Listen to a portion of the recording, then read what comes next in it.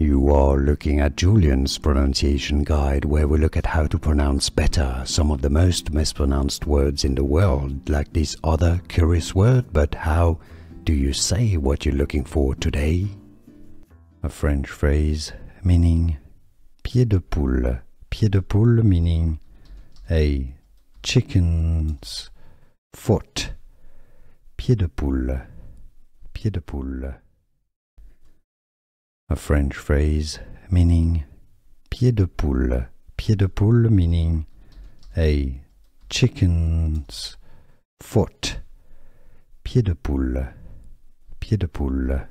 Here are more videos on how to pronounce more confusing words and names too many mispronounced. Like this video if you found it useful. I appreciate your support. I'll see you soon and thanks for watching.